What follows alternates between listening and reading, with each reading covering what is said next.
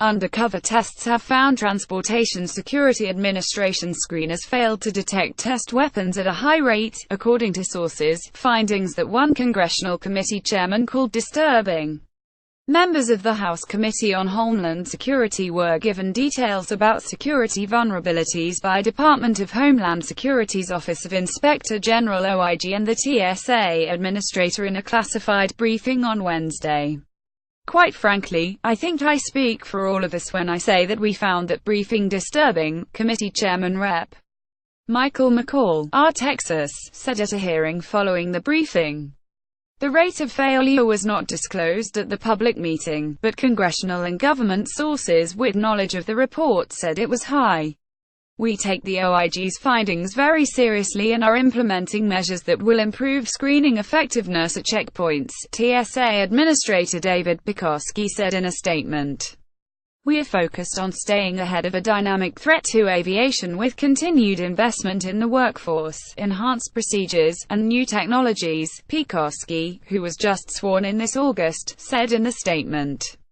The TSA said in the statement that the classified briefing was to discuss the results of the most recent OIG covert testing at airport security checkpoints.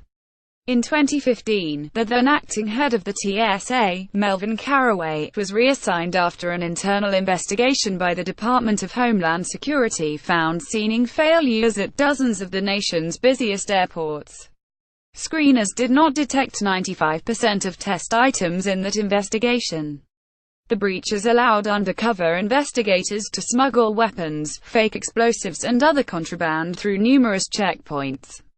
The briefing and committee hearing on Wednesday came 9 days after a terrorist attack in New York City involving a truck left 8 people dead. The suspect allegedly told investigators he was motivated by videos from the terror group Islamic State. McCall called America's aviation sector the crown jewel of terrorist targets and said, "America's enemies only have to be right once, while we have to be right 100%. Pekoski told congressional members that the agency is prototyping 2 CT scan systems at checkpoints right now. The devices are already used for checked bags, that could give screeners greater ability to identify suspicious substances." He said the devices would be a significant enhancement over devices currently used at checkpoints.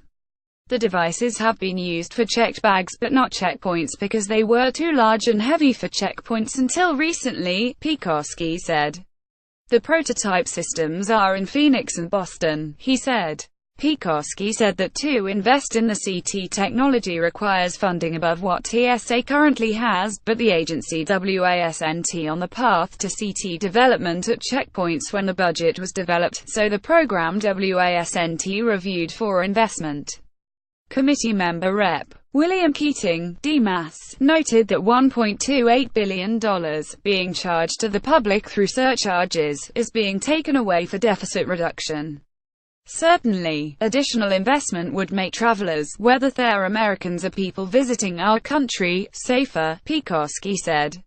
Pekoski also acknowledged that poor morale at the TSA continues to be a challenge.